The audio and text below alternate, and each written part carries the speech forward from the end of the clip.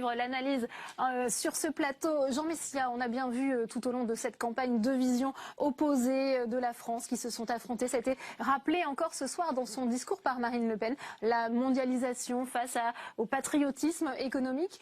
Expliquez-nous ce qui n'a pas fonctionné justement dans la campagne de Marine Le Pen ce soir. Il faut quand même rappeler les enjeux de cette élection. Nous avions effectivement un projet qui est un projet de retour sur les protections, un projet de retour sur la notion de volontarisme politique, face à un projet finalement qui croit que l'efficacité provient de l'alignement de la France sur le marché mondial, avec le démantèlement de toutes les dernières protections qui permettent en fait au marché mondial d'opérer toute l'efficacité en termes d'emploi, en termes d'allocation des ressources, etc. Donc, mais dans le verdict des urnes ce soir, c'est la France de la mondialisation que les électeurs ont plébiscité. Pas du tout. Parce que vous avez quand même 57% ou à peu près des électeurs d'Emmanuel Macron qui se sont en réalité exprimés contre Marine Le Pen, suite évidemment à la campagne d'entre-deux tours qui a été pour le moins outrancière. Donc c'est pas le vote d'adhésion qu'on a évoqué depuis le début. C'est pas le vote d'adhésion. Nous avons 35% certes ce soir, mais 35% de gens qui adhèrent à nos idées. Nous avons un socle électoral solide, 11 millions d'électeurs, quasiment 2 fois plus qu'en 2012. Donc nous allons effectivement continuer à participer à cette refondation de la scène politique française. Nous sommes le premier parti d'opposition ce soir de France, puisque tous les autres adversaires politiques ont appelé à voter Emmanuel Macron et donc n'ont aucune légitimité pour représenter une quelconque opposition à Emmanuel Macron ce soir. Jean-Louis Bourlanges, vous défendez l'Europe. L'Europe s'est invitée pendant cette campagne présidentielle et c'est vrai que le débat a eu une incidence. Pour revenir évidemment sur ce qui s'est passé sur l'entre-deux tours, la manière dont Marine Le Pen a un peu patiné pour expliquer l'écu, l'euro. Est-ce que ça a aussi cristallisé les Français en disant mais après tout Emmanuel Macron, son discours tient plus la route que les explications que nous donne Marine Le Pen sur la sortie de l'euro? Je crois que le problème n'est pas effectivement d'être pour ou contre la mondialisation, c'est que les Français savent très bien que l'économie française est engagée dans l'économie européenne, qu'elle est engagée dans l'économie mondiale, que nous sommes dans un système qui est marqué par une très profonde interdépendance et qu'il s'agit simplement d'être fort, de défendre nos options, de défendre nos intérêts, d'avoir une puissance publique organisée. Et de ce point de vue-là, il est clair que les Français sont conscients que c'est le niveau européen qui est, comme disait le général de Gaulle, le levier d'Archimède. Donc il y a une crispation des Français sur le débat. Le levier d'Archimède qui permet à la France de jouer un rôle. Et sur l'euro, c'était très clair. 73% des Français sont attachés au maintien de l'euro parce qu'ils savent que nous sommes confrontés sur le plan politique à Daesh, à Poutine, qui veut la destruction. C'est l'euro qui va vous aider à qui veut la destruction, qui veut non, l'euro ne nous aide pas. L'euro nous aide à tout, mais l'euro est un élément central de l'affirmation d'une. Allez-y, je vous en prie. Je vous remercie. Et un élément central de l'affirmation d'une unité européenne, nous sommes à laquelle les Français sont de plus en plus attachés. Ma conviction, c'est que ce que nous vivons en ce moment, contrairement à ce qui a été dit depuis longtemps, c'est que nous sommes en train de refermer une phase très longue qui a commencé au milieu des années 90 de développement de l'euroscepticisme. Au milieu des années 90, il y a eu l'idée l'Europe n'est plus nécessaire. Ce qui compte, c'est l'identité. Nous pouvons nous replier sur nous-mêmes. Et là, on clôt cette oui, absolument. Et on le voit en Hollande, on le voit en Autriche, on le voit en Grèce, où Tsipras lui-même a renoncé à ses options antérieures, on le voit en Espagne et on le voit un peu partout parce que nous sommes confrontés à Trump, parce que nous sommes confrontés à Poutine et parce que nous savons que sur le plan intérieur, sur le plan économique, et là nous avons bien vu que Mme Le Pen n'avait absolument aucune alternative. Elle était porteuse d'une inquiétude, elle n'était pas porteuse d'une solution. Cette Europe protectrice, Nicolas Bouzou, elle peut jouer son rôle selon vous ? Oui, bien sûr. Alors, je vais vous dire les choses très franchement. L'euro ne fonctionne pas. Voilà. L'euro ne fonctionne. Oui, non, mais d'accord, mais l'euro ne fonctionne pas. Mais il y a deux options une fois qu'on a dit ça. Il y a l'option de la sortie, qui est quelque chose d'absolument immaîtrisable que je déconseille, et il y a l'option de la réparation. Du qui fédéralisme. me semble absolument. Mais moi, j'ai aucun problème avec ça. Ouais, mais parce que le mot n'a pas été prononcé. Non, dans mais la d'accord, campagne. mais moi, justement, Parce que c'est impopulaire. l'avantage de Mais c'est un la liberté, économiste. c'est que moi, ça me permet de... L'avantage de l'économiste, parce que le politique, lui, peut pas prononcer ça. Bon, C'est totalement j'en sais rien. Enfin, en tout cas, moi, j'ai aucun problème avec ça. D'ailleurs, ça fait, non, mais ça fait partie du programme d'Emmanuel Macron ou de ce que j'en comprends. C'est-à-dire, cette idée selon laquelle, si on veut conserver l'euro, il faut absolument que l'on aille à l'intérieur de la zone euro vers davantage de mutualisation, davantage d'intégration, davantage de fédéralisme. Ce qui d'ailleurs, dans mon esprit, alors voilà, ce qui d'ailleurs dans mon esprit, et ça figurait bizarre. Alors je dis bizarrement parce que c'est pas un programme avec lequel j'avais beaucoup d'affinités, mais ça figurait dans le programme de Benoît Hamon. Je trouvais que c'était vraiment la meilleure partie du programme de Benoît Hamon. Ça passe sans doute par un parlement de la zone euro. À partir du moment où vous avez un budget de la zone euro, il est absolument logique que vous ayez un parlement un ministre de l'économie, mais aussi un parlement de la zone euro. Donc vous voyez qu'il y a quand même un projet qui est extrêmement ambitieux, qui est très sain du point de vue économique et qui est beaucoup plus sain que la sortie de la zone euro. La sortie de la zone euro, c'est pas le retour au franc. Hein. C'est pas le retour au franc. Hein. La sortie de la zone euro, c'est l'invention d'une nouvelle monnaie. Hein. On revient pas au franc. Hein. Quand vous avez attendez, je peux terminer.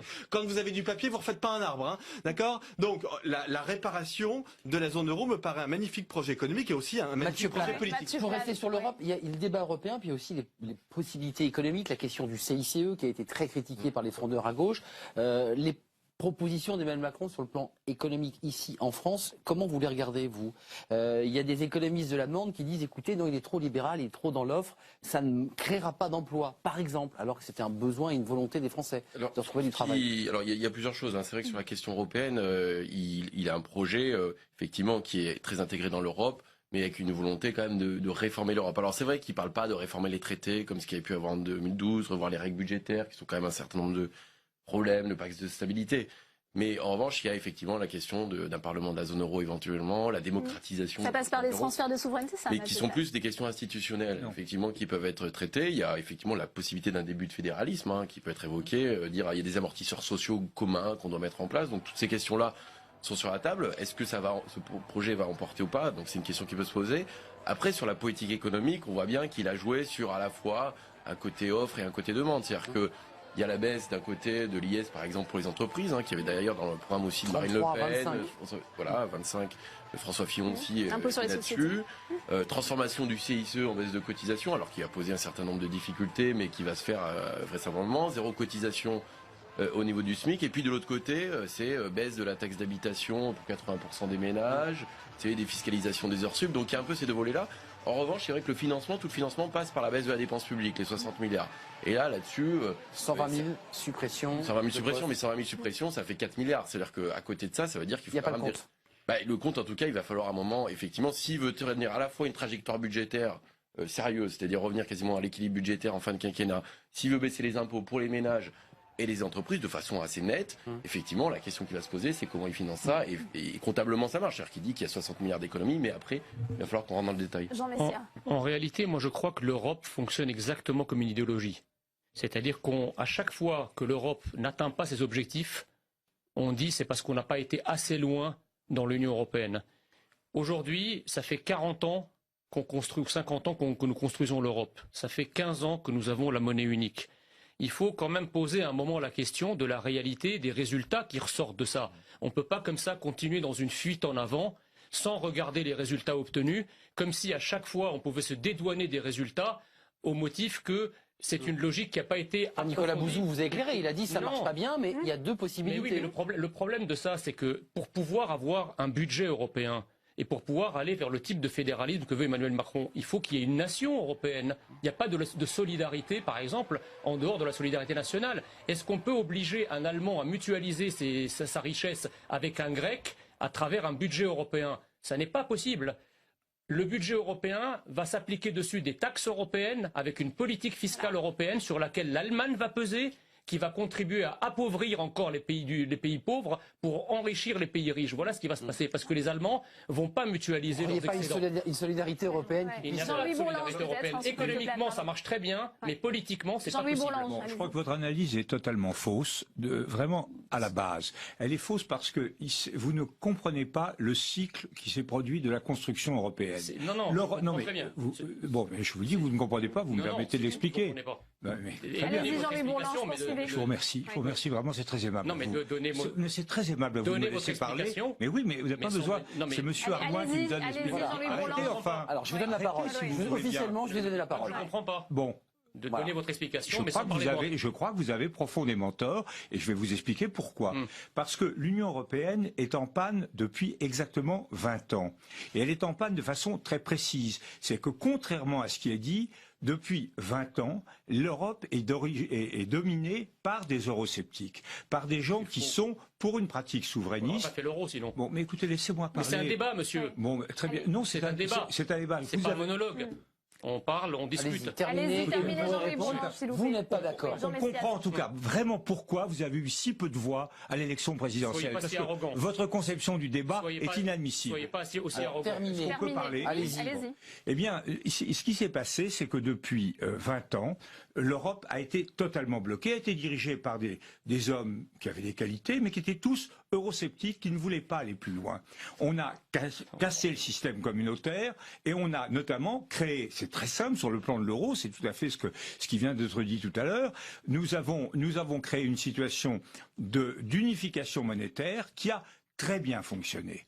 Il y a une institution fédérale, c'est la Banque centrale européenne. Elle a fait son travail. Elle est fédérale. L'Europe n'est pas un État fédéral, mais l'Europe est une organisation fédérale. Quelle est la différence? Un État fédéral, c'est un État dans lequel le sommet a la compétence de la compétence. Une organisation fédérale, c'est une organisation dans laquelle les États conservent la compétence, mais mettent en commun de manière fédérale la gestion de ces compétences. Vous y êtes favorable? Bien sûr.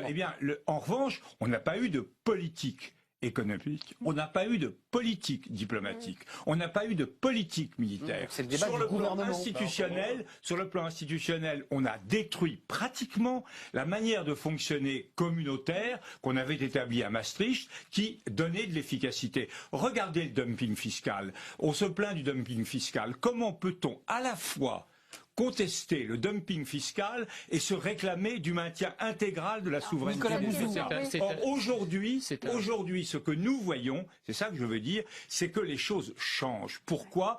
Parce que les Français et les Européens comprennent que l'essentiel des enjeux qu'ils ont à relever sont des enjeux qui leur sont communs, que ce soit le terrorisme, que ce soit la politique économique, que ce soit la sécurité militaire, que ce soit la lutte contre le réchauffement climatique. Nous savons bien que ce sont des enjeux et nous devons donc maintenant imaginer une nouvelle phase de la construction européenne dans laquelle on relèvera ensemble ces défis.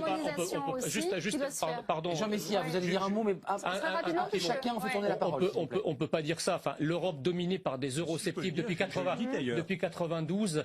Je savais pas que Nicolas Sarkozy, par exemple, était eurosceptique. Lui qui s'est assis sur le résultat du référendum de la Constitution européenne pour faire avaliser le traité de Lisbonne en dehors de la volonté du peuple. Je crois qu'il faut à un moment dire la vérité aux gens. Juste un mot. Comment vous regardez ce discours volontariste en disant qu'il faut aller encore plus haut en créant un gouvernement? Sur la question de l'Allemagne, sur la question de la France, Emmanuel Macron est très attendu, évidemment. Que va-t-il dire? Qu'est-ce qu'on peut faire sur le plan européen pour créer un SMIC européen, éviter un dumping entre pays? Comment on fait? Un SMIC européen, je ne sais pas si c'est nécessaire, mais ce qui est clair, c'est que cette élection présidentielle française, elle était très attendue parce que, au fond, vous avez en Europe 3 grands pays qui peuvent faire bouger les choses. La France, l'Allemagne et l'Italie. L'Italie pour des raisons politiques et pas en situation de le faire. L'Allemagne, pas vraiment non plus, parce que la chancelière, par ailleurs quelqu'un d'absolument formidable, mais elle a quand même une vision qui fait passer avant tout les intérêts de l'Allemagne en premier et les intérêts de l'Europe en second. Là aussi, il est attendu. Avec des échéances électorales, mais j'enfonce pas une porte ouverte, parce que vous pouvez considérer, ce qui est ma position, que les intérêts de l'Europe font les intérêts de la France à moyen terme, si vous voulez. Vous pouvez considérer que l'Europe... voilà, exactement. Et non, mais l'Allemagne peut se tromper et la France peut avoir raison de temps en temps. Et donc, je pense que Emmanuel Macron, mais comme l'aurait été François Fillon, de ce point de vue-là, c'est un peu indifférent, mais Emmanuel Macron est une bonne personne pour essayer de faire redémarrer véritablement l'Europe de l'intérieur. La zone euro d'ailleurs, puisqu'on parle de l'Europe, le problème c'est pas l'Europe, l'Union européenne est grosso modo une zone de libre-échange et d'harmonisation. il faut absolument que l'on arrive à construire un début de budget commun. Je crois que c'est vraiment ça la priorité. Et je répète qu'il faut vraiment que ça se fasse pour que ce soit accepté, parce que j'entends bien l'argument selon lequel c'est difficile à faire accepter par les peuples. Raison pour laquelle c'est très bon, hein. Oui. Sauf que politiquement, c'est pas possible. Mais si c'est possible, à partir du moment où on le fait de façon démocratique avec un parlement. Mathieu Plane. Ça ne sera jamais le cas. Oui, dans ce débat compliqué sur la France, son nouveau président et la façon dont il peut interagir, agir pour faire bouger les lignes en Europe. On voit bien alors, on va dire que l'avantage qu'il a, c'est qu'il a un projet très eurocompatible pour le moment. Donc en fait, les lignes vont pas beaucoup bouger, ou enfin en tout cas, il va effectivement essayer d'intégrer un peu plus de fédéralisme, un budget européen, peut-être être aussi un peu plus souple sur les politiques économiques, hein, on peut imaginer. Alors, par contre, il manque, à mon avis, un volet qui est assez important, qui est notamment autour de la question des règles budgétaires, hein, qui est quand même assez important. Il faut desserrer les taux budgétaires, ça c'était... les taux budgétaires, c'est-à-dire qu'en tout cas, le pacte de stabilité, qui est quand même beaucoup critiqué par un certain nombre d'économistes, ça ne veut pas dire qu'il ne faut pas de règles, mais aujourd'hui, les règles sont assez mal conçues. Et notamment sur la question de l'investissement, il y a un sous-investissement récurrent en Europe, et notamment les règles conduisent souvent à ça, c'est-à-dire que on reste dans cette logique d'ajustement budgétaire permanent dans lequel est-ce que la France pourra faire accepter justement ça, et donc effectivement moi ce qui m'inquiète un peu, c'est que finalement effectivement l'Europe continue à avancer, mais qu'on trouve pas vraiment le rebond, ou en tout cas la croissance dont l'Europe a besoin pour revenir à un chômage vraiment bas, qui soit un plein emploi. C'est-à-dire qu'aujourd'hui les questions budgétaires et monétaires sont passées loin devant les questions sociales et un certain nombre de questions économiques. Donc c'est vrai qu'on peut espérer que Macron, justement, aura ce poids-là pour faire avancer un certain nombre de projets et convaincre nos partenaires pour aller vers quelque chose qui soit aussi tourné. Juste une question simple, Jean Boulange. Les questions économiques, les questions d'emploi, les Français, c'est leur préoccupation principale. Ça passe par les questions européennes, des réformes européennes, ou c'est d'abord une politique purement française? Parce qu'on n'arrive pas bien à savoir.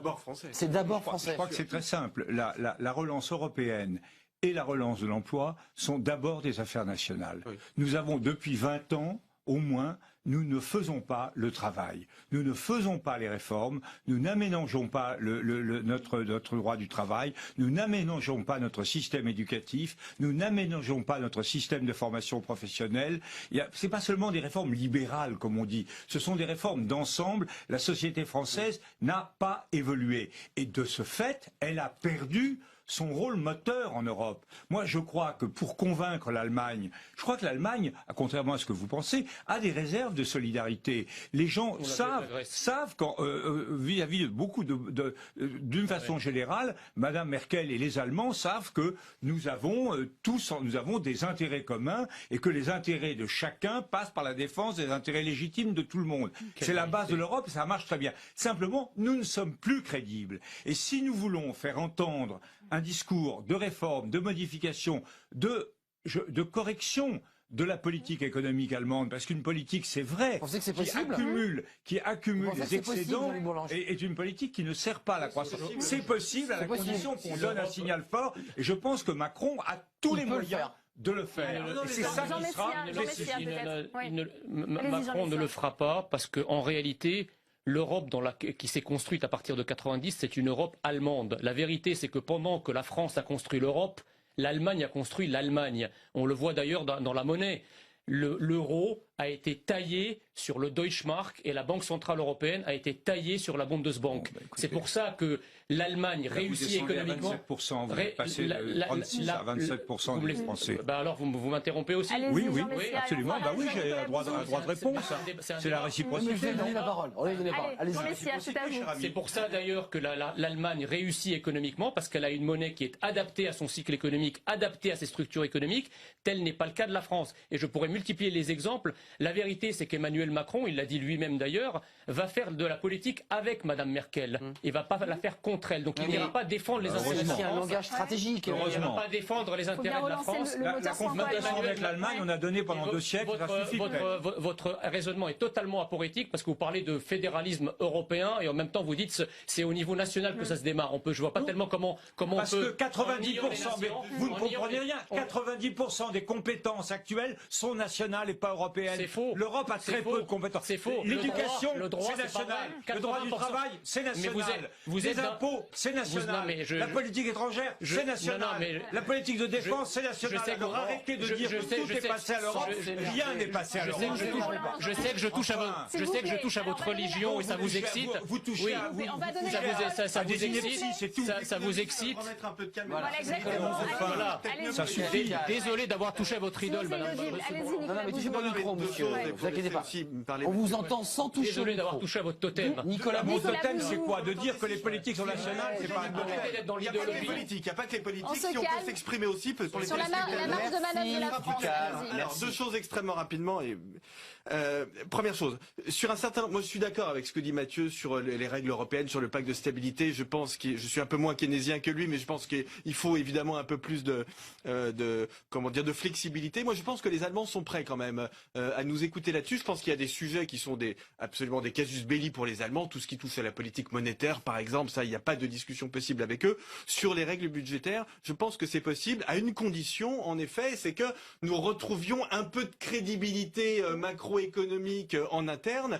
Et ça passe. On n'est pas crédible, pourquoi? Essentiellement- Parce qu'on n'a pas fait les réformes? Oui, je crois qu'il y a quand même un très grand sujet que Emmanuel Macron doit adresser rapidement, mais je crois que c'est sa volonté. C'est le marché du travail. Alors Mathieu va nous dire qu'il y a beaucoup il y a des questions de croissance sur la question du chômage, et je suis d'accord avec ça, mais je pense aussi qu'il y a quand Problème même des structurel. réformes. Oui, qu'on peut quand même sur les sujets de formation professionnelle, de marché du travail, De fluidité. contrat de travail, de fluidité. Je pense quand même qu'on peut améliorer un certain nombre de choses. Mais est-ce Mathieu qu'Emmanuel Plame. Macron, il pourra s'affranchir des critères de Bruxelles, de réduction des déficits publics, par exemple? Alors, je ne sais pas comment il va mener la négociation et où seront les priorités sur la question européenne. C'est vrai que c'est vraiment intéressant. Il y a aussi des élections en Allemagne bientôt d'ailleurs.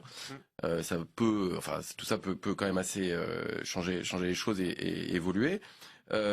Oui, enfin très clairement, on voit qu'elle va rester quand même assez importante cette question européenne.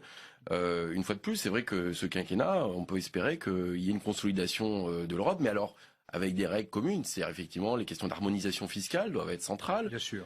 Dans le cas de la question du budget européen et notamment avoir une fiscalité sur le capital, par exemple, commune, c'est important pour éviter une concurrence fiscale qui peut être déloyale sur un certain nombre de choses. Donc tout ça doit être mené de front. C'est-à-dire qu'on peut pas faire d'un côté des réformes structurelles qui vont être dures quand même à encaisser, quoi. C'est-à-dire qu'on voit flexibilisation du marché du travail, ça crée pas des emplois tout de suite. L'ordonnance. Voilà. Non, mais Voire même ça peut précariser. Surtout, Mais- il y a pas que la Mais politique. alors, il n'y a pas que Alors, la alors, politique il y a pas- dans- effectivement, il n'y a pas que les réformes libérales, mais ce que je veux dire, c'est que le donnant-donnant, c'est d'un côté on fait des réformes structurelles, mais de l'autre côté, il faut que l'Europe accepte aussi de mieux protéger, Mathieu d'être plus Plame. égalitaire, de pas On rentrer donne dans la un jeu de parole concurrence à Elsa Mondagava. trop dur. Donc Place- c'est vrai qu'il va falloir mener ça de façon assez équilibrée quand même. Alors, on vous remercie, Mathieu Plame, vous êtes économiste à l'OFCE. Merci à Jean-Luc Bourlange, passionné, emporté par son sujet. Merci d'être venu, vous êtes un soutien d'Emmanuel Macron. Merci d'être Jean venu. Messia. Merci Nicolas Bouzou pour cet éclairage. On va retrouver à présent Et eh bien, merci oui, à Jean Messia. Merci l'a d'être venu remercié. sur ce plateau. Elsa Mondingava qui nous attend devant le QG d'Emmanuel Macron. Le nouveau